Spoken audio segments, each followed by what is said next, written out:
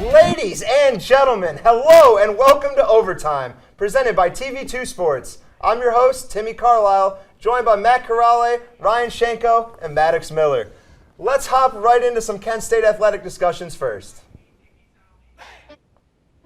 Up first on Overtime, we take a glimpse at the Kent State women's basketball team. Currently sitting at 14-6 overall with a 9-2 conference record, the Flashes sit at third place in the Mid-American Conference. Do the Lady Flashes have a real shot to win this thing and go to the big dance? We'll discuss. And I am absolutely all in here on Overtime for Kent State women's basketball. Come on! How can you not be right now? We're playing amazing ball. We are playing amazing National Women and Girls in Sports Day, and the Flashes went out there and got the dub against Western Michigan. Fantastic. The game was absolutely electric, boys. How are we feeling? We feel really good. This is a team that can really make some noise in the Mid-American Conference tournament. Ball State up there, they're the first ranked team. They're unbeaten in Mid-American Conference play, but there's still a major hurdle that Kent State has had to feed off of the last couple of years. That's the Toledo Rockets. The general feeling is that someone else has to beat Toledo for us to win the MAC. That's the kind of vibe that I'm getting from this squad. We talked about the records in the Tees Open, but Toledo was 17-4 overall, 10-1 in the MAC.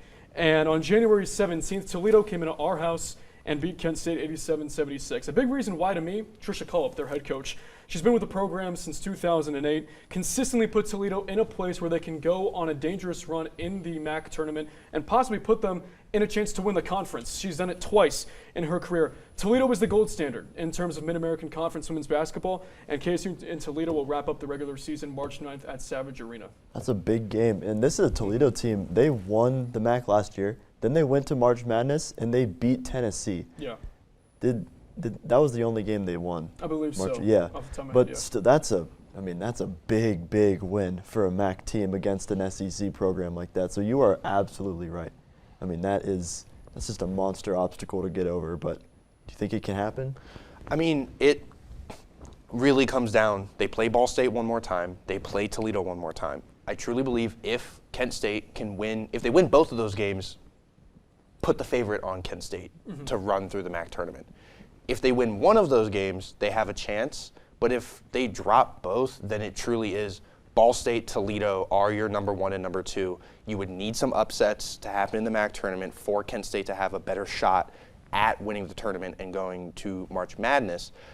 I think it's possible. The problem is Kent State only has 2 MAC losses. Who are those MAC losses to? Yep. Toledo and Ball State. So you have to get your get back and beat those teams, one on the road, one at home, closing out the season with Toledo, like you said earlier. And if you can accomplish that, then there's no reason that this women's team can't win the MAC.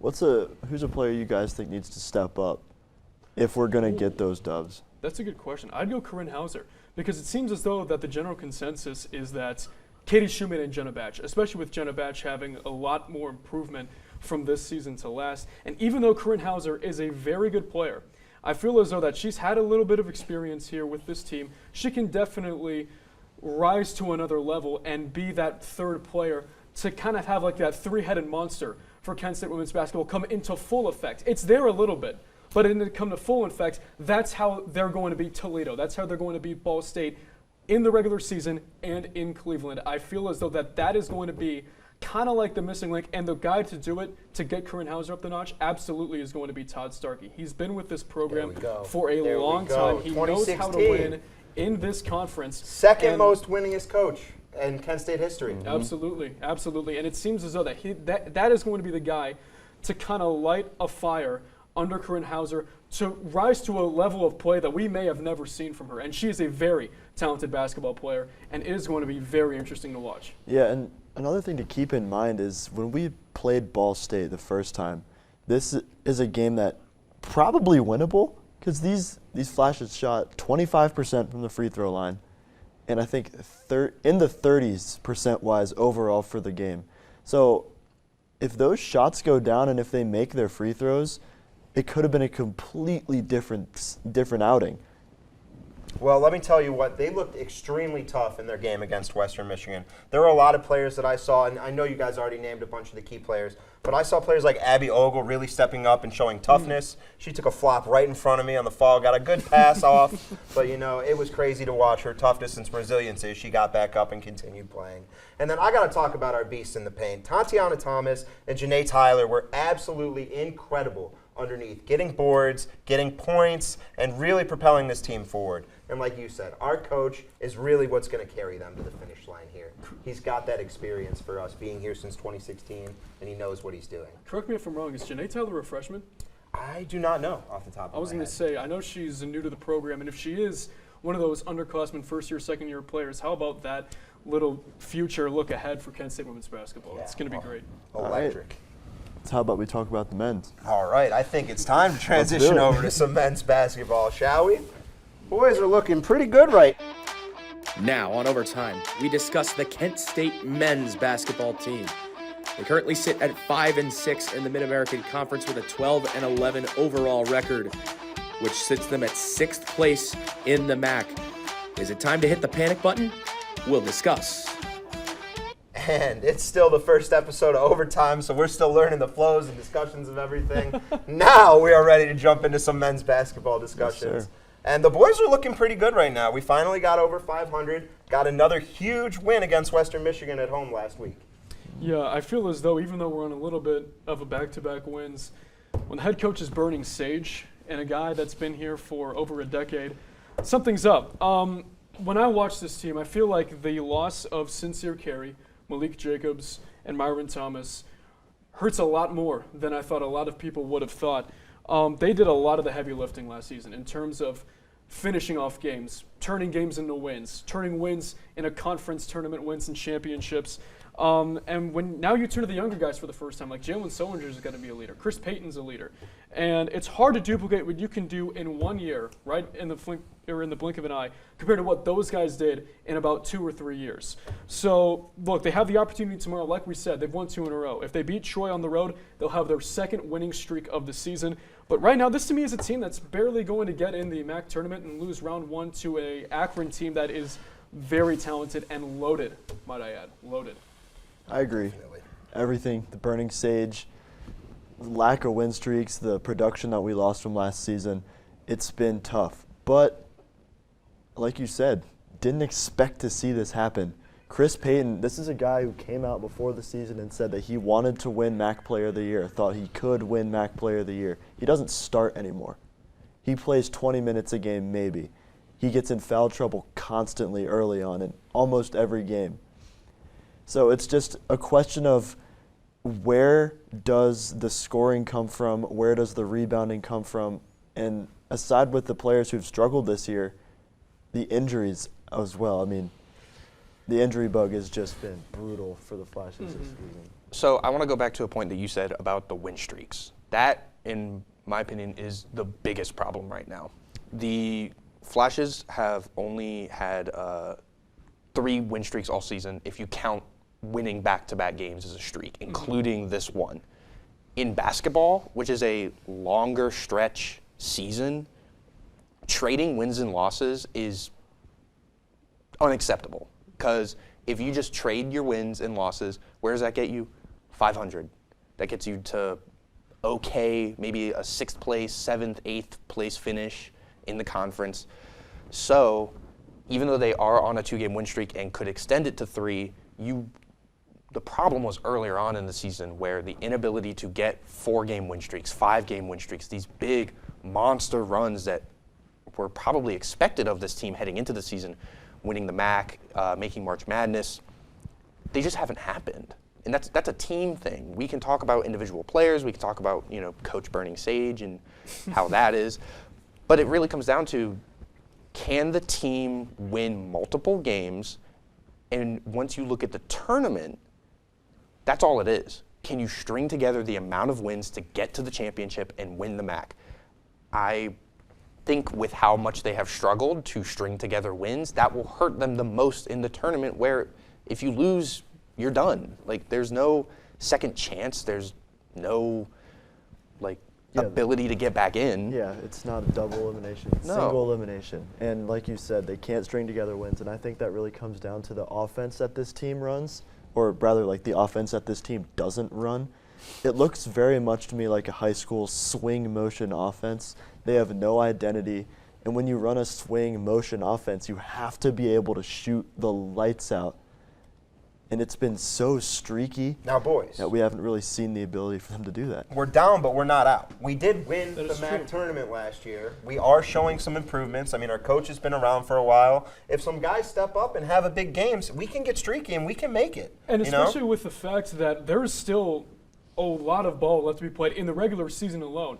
But if we can get that taste of the James Madison game, we were in the building, of That was electric. what that game could have become. The Dukes were just off the cusp of beating Michigan State in East Lansing, and the Flashes were a play or two away that went wrong that could have gone right. Yeah, They would have won us that game. we were a bad foul call and an inbounds play away from beating a team that was in the top 25 for 5 or 6 weeks of this season and has only lost 3 games. So And it- lots of hope and excitement as we get towards the end. It's there. They just need to find it, and if they find it, look out, because they're going to get Exactly. hot at the right time. Well, all right, guys. Next, we'll keep things up on the home soil. We'll talk Cavs and Guardians after this. All right, let's hop into Cleveland sports now, starting off with the Cavaliers.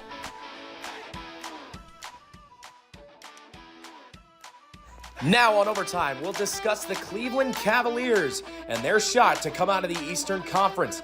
After a disappointing end to their season last year and a loss in 5 games to the New York Knicks, what can the Cavs do in this year's postseason? And now, I expect the Cavs this postseason to win a playoff series. Oh, coming absolutely. off of last Oh, season's disappointment. that should be the expectation, because if they don't, something is seriously wrong. Because this team they're good. They're very good. Yeah, and it says on the lower third there on the graphic, is this the year for the Cavs? In terms of winning the title, no, it's not. I hate to say it, but no. But this stretch where they have won 16 of their last 17, they have proven to the NBA that they are a contender in the East, especially with the fact that most of those games were with no Evan Mobley and no Darius Garland due to injury. And the reason why, Donovan Mitchell. He may be a reserve in the All-Star game, but especially in this last month, he has been playing like his starter, like that franchise player that the Cavaliers haven't had since a guy named LeBron. James was in the Absolutely. white and gold. Going off that, Matt, I want to say that Donovan Mitch has had 25 points and 50% field goals in his last 7 games. And something ahead. else that's crazy, over this past month, he has had 3 games of 40 points or more. Do you know how hard that is in a 30-day span on average? To score 40 points or more 3 times in the National Basketball Association, the toughest league when it comes to basketball? That's crazy. Maddox, Crazy. Did he just compare Donovan Mitchell to LeBron? He definitely did. Oh, no. You said the stats. All I'm- there. Oh, the stats. no, He's in the no, stats with no. LeBron. He's They got both some have work had to that do. same He's stat. got some work to do if he wants to be named compared to 7 LeBron. games of 25 points and 50% shooting. Donovan LeBron Mitchell- did it twice, and now Donovan did it Yeah, this season. he's That's Donovan- fair to put him in the same he's- conversation. Ooh. Wow. That was crazy. That's All I I'm don't mean saying- all time. I Ouch. meant this conversation. All I'm saying, Oh, I didn't- Gentlemen. Oh, all my I'm hands. saying is Okay. that the They're in Cavaliers the haven't back had, riled up. haven't had a guy where you look at them and say, there's a franchise player since LeBron. Oh, yeah, for It's sure. Donovan Mitchell this year. You don't think Dylan Windler was... Can't say no. Kyrie Irving hit the greatest shot in Cavs history. LeBron was still there. I agree. Okay, LeBron set it up. that's LeBron fair. still set LeBron it did up. That's set fair. Okay. People don't talk about J.R. Smith getting in the way of Iguodala, so he had to do the theatrics and come up like that for the layup so LeBron could block it. But Yeah, hey, team game. Whatever. Team game. Anyways, let's talk about some of the issues with the Cavs and like a potential run. For me, I look at this Cavs team like, yeah, they're great. Their offense has been incredible. Jared Allen's been locking it down on defense, but it looks like a top-heavy team. They look very top-heavy. Donovan Mitchell and Jarrett Allen are the Cleveland Cavaliers, in my opinion.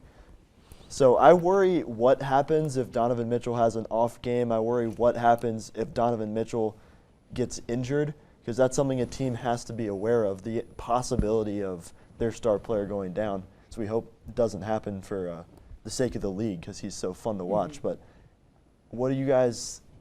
What are your thoughts? Like, you look at this Cavs team, minus Donovan Mitchell and Jared Allen, where does the scoring come from? Where does the defense come from, especially off the bench? I don't know about off the bench because that's a little bit of a weak link in the terms of the Cavaliers. But Yeah. Darius Garland and Evan Mobley, since they came back, they're getting the job done.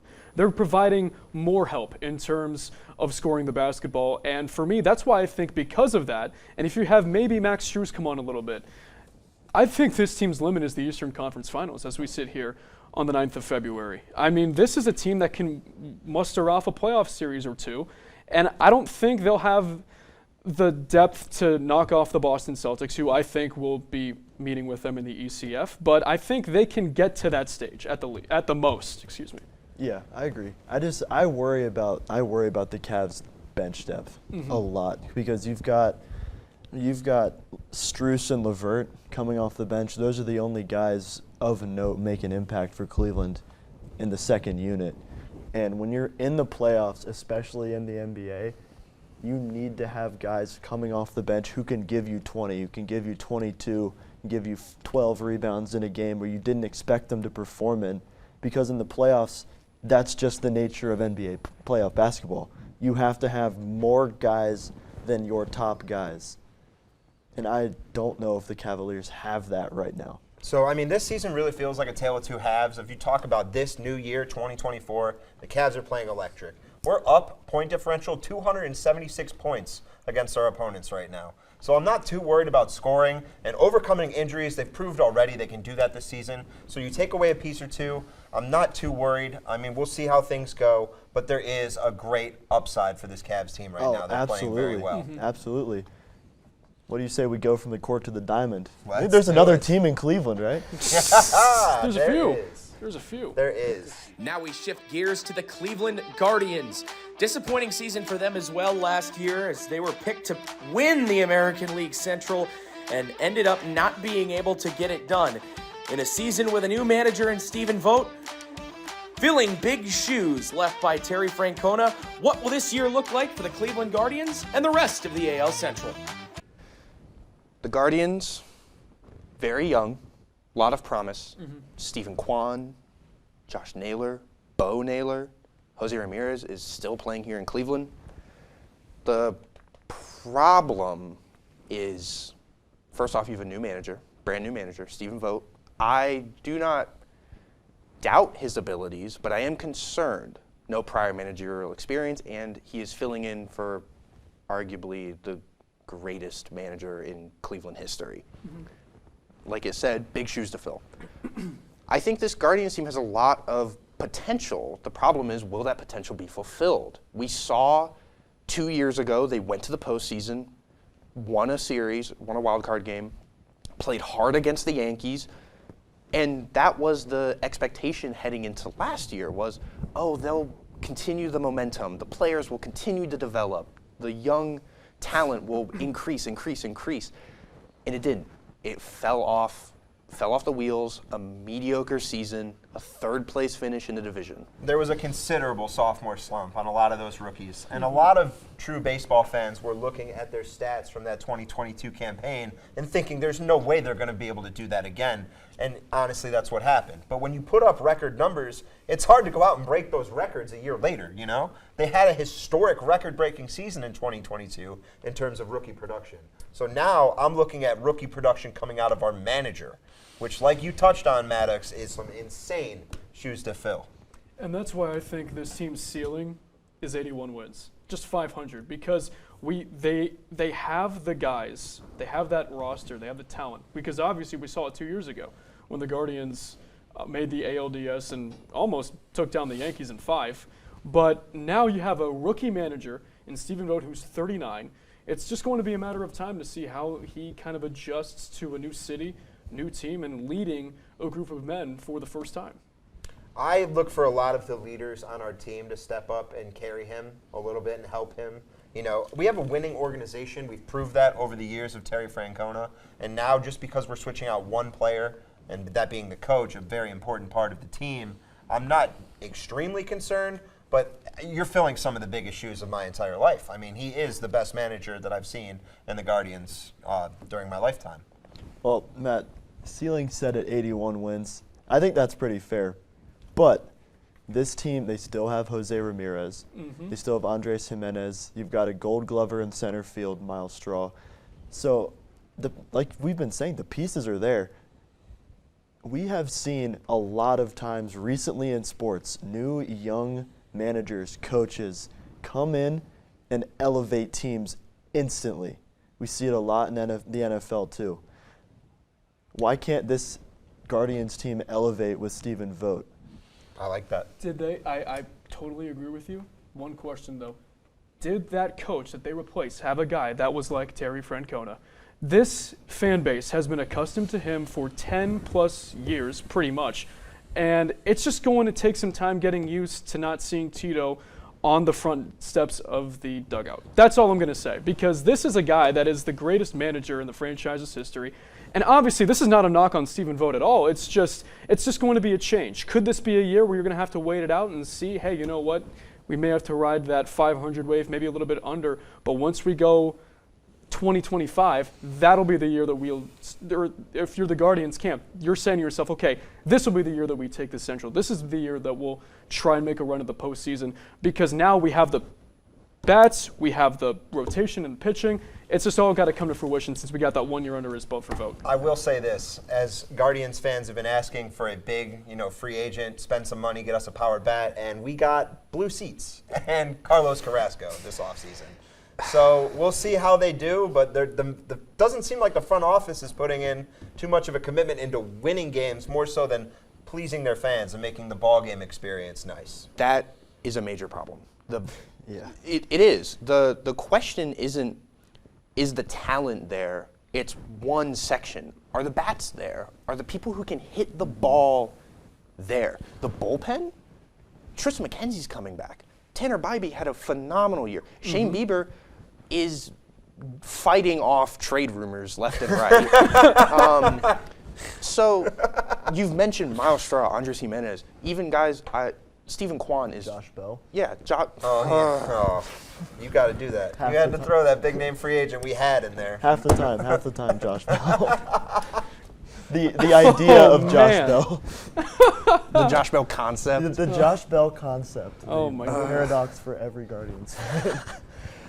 No, it's really guys like Kwan, Straw, Jimenez aren't power bats. They're defensive-minded players. I'm looking for Bo Naylor to step up and have a big year absolutely. alongside his brother Josh. Absolutely. And hopefully we don't get hit by the injury bug. Last season was crazy. Extremely detrimental to the team. Yeah.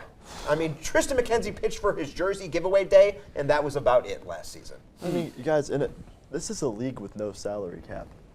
And we see so much with small market baseball teams not being willing to open the checkbook, not being willing to make these moves. There's no salary cap. There's no penalty for spending money. It boggles my mind to watch these teams on the cusp of relevance and on the cusp of success hinder their own progression by stagnating themselves and just staying where they are by not wanting to go out and make the move to bring themselves to the next level. And to very quickly away, on that same point, if you look at a team like the Diamondbacks, went to the World Series, what did? They started shelling out some money because they know their window has opened. Cleveland opened a window, let it shut again. Now they are looking, can they reopen a title window, even a division championship window yet again? Well, I know the Twins are looking to repeat on their division. They brought in Carlos Santana, which is a big bat for the Twins. Yes. Yep. And now, when we're going to return, we'll take a look at the NBA trade deadline. Who are the winners and who are the losers? We'll be back after this. Now it's time to discuss the NBA trade deadline. The winners, the losers, and who's our favorites to come out of their respective conferences. So now it's time for some NBA trade deadline talk, and I'm just going to get the discussion started, boys. I've got the New York Knicks as my trade deadline winners, which is a little concerning as Cavs fans since they beat us in the playoffs last year. But, things would have been different if the Cavs didn't start winning at the trade deadline, so we'll see.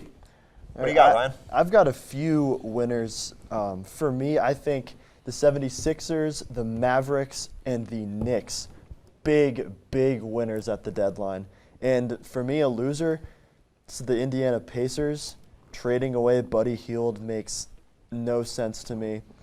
And then I think the Memphis Grizzlies, also another loser. They sold a lot at the deadline. They got rid of Dennis Roddy, first-round pick from a year ago. Doesn't really make much sense to me. I've got one winner, one loser. My winner is a player. We've mentioned the New York Knicks twice already. We clearly see them as winners. Yep. Jalen Brunson is a winner of this trade deadline. Why? When he came to New York from Dallas, the questions were, is he the guy? Is Jalen Brunson really going to be the dude that can elevate New York to a contender?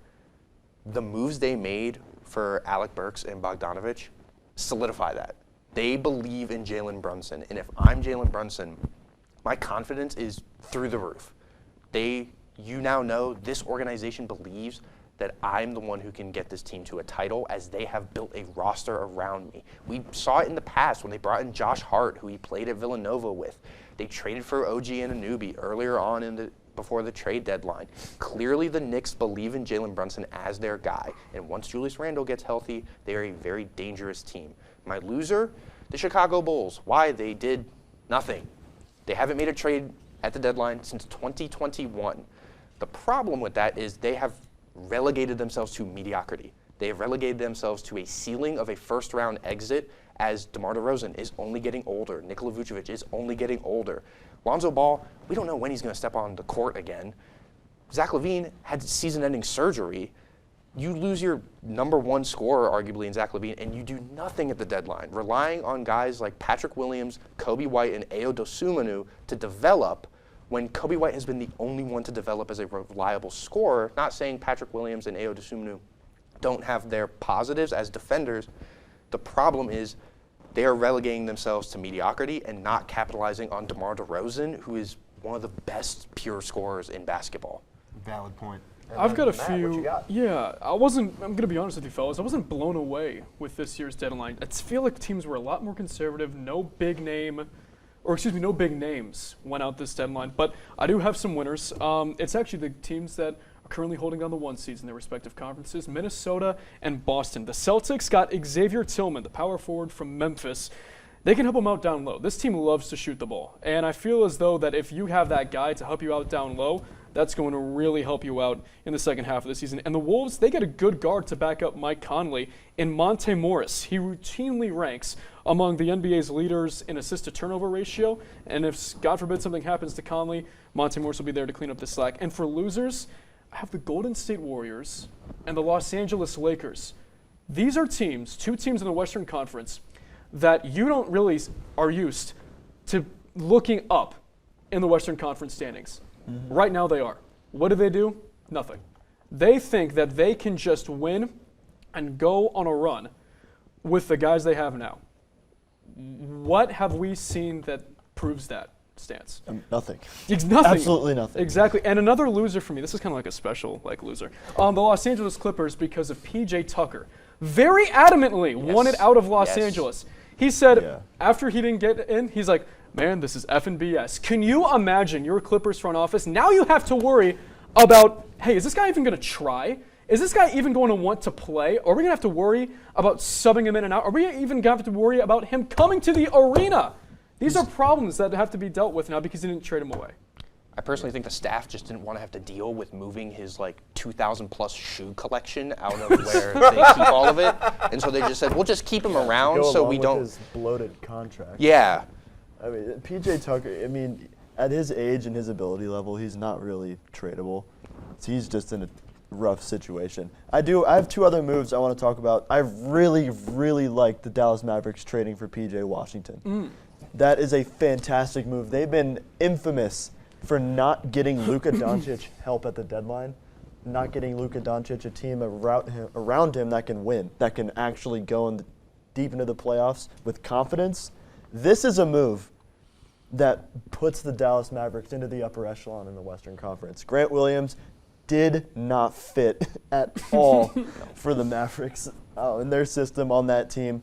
Getting him out of there and replacing him with a guy like P.J. Washington, who is really a 3-level scorer and a pretty good defender, is going to do wonders for them. And also, Gordon Hayward to the Thunder.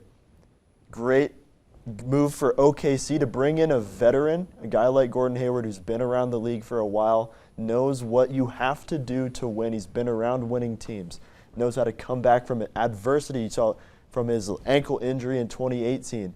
I like that move for the Thunder. They are a very young team. They need veteran guys in that locker room if they want to make a run this season, kind of a surprise run. So great move there. I'm going right for the birthday boy. Happy birthday. I know it was your birthday yesterday, but I got to come at you right now. Couple things. I thought the Pacers moving Buddy Hield and getting 5 players for it, 2 players and 3 picks, I thought that was a pretty good move. One guy being traded for a whole squad, 5 players, I thought that could be, I know he's a big player for them, and Coach Carlisle is trying to make things work. Love the name, by the way. But I just think that him getting 5 players, like I thought that was a pretty good return on investment. And then I like what you said about the Mavericks. ROI, nice. Like ROI. Little marketing terminology there. Yeah. Also, shout out to Furkan Korkmaz. He finally got his trade request granted 5 years after saying he wanted out of Philadelphia. So, Furkan, if you ever see this, I'm happy for you. I hope you love it in Indiana, and I hope you are a 50, 40, 90 player and first-team All-NBA next season, because with how much you requested a trade, that's what you have to do to make it worth it. Yeah, Korkmaz's going to watch this. Yeah, Furkan Korkmaz, game changer for the Indiana Pacers. All right, and now we're going to jump into the NFL as we wrap up overtime here, boys. Are you guys ready? Let's do it. It's man. Super Bowl weekend time. Let's get it started. And finally, on overtime, we discuss the NFL honors from last night and the Super Bowl coming up this Sunday, February 11th. Quick change. Microphone is under there, but I hope y'all can still hear me. That is- Joe Flacco, NFL Comeback Player of the Year yesterday. I mean, come on. Who else deserved it? Matthew Stafford. Oh, Okay, all right, boy, all okay. right. Oh, brother. Here oh, we brother. go. I will make this very quick. Matthew Stafford returned from a season-ending injury, which has been set as a kind of precedent for winning the award. If I remember correctly, Andrew Luck won Comeback Player of the Year after coming back from a season-ending injury. The Rams' Super Bowl defense was a complete failure, and in part of that was Matthew Stafford going down halfway through the season and yeah. Cooper Kupp.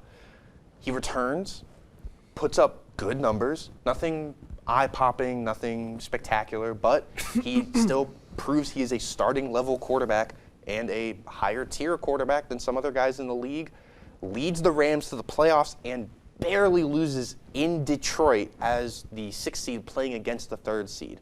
I understand Joe Flacco, came off the couch, didn't play. I understand why he won the award, but I truly do believe that Matthew Stafford should have gotten maybe some more votes than he received.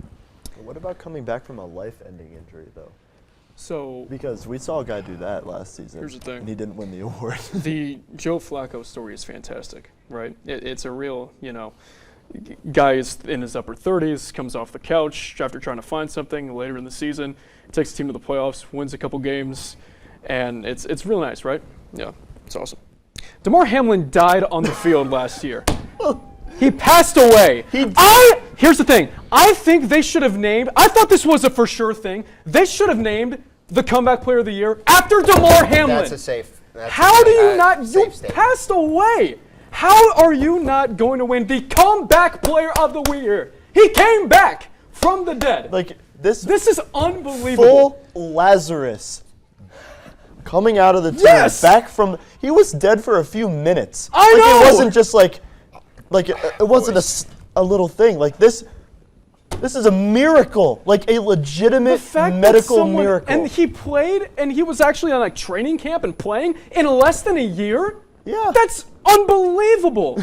It's unbelievable. How he didn't win? It's a shame. It is. It's a Okay, shame. now, all respect to I I'm- apologize. exactly. Yeah, all respect to Joe Flacco. He had a heck of a season, but the fact that this guy, who passed away for a few minutes on an NFL field, came back to an active roster and played, it's a travesty. So that's Absolute why travesty. the majority of the people who voted, he had the most first place votes. Joe Flacco won the award on second place votes. He won by an electoral college decision. Yeah, I was gonna say we got electoral college.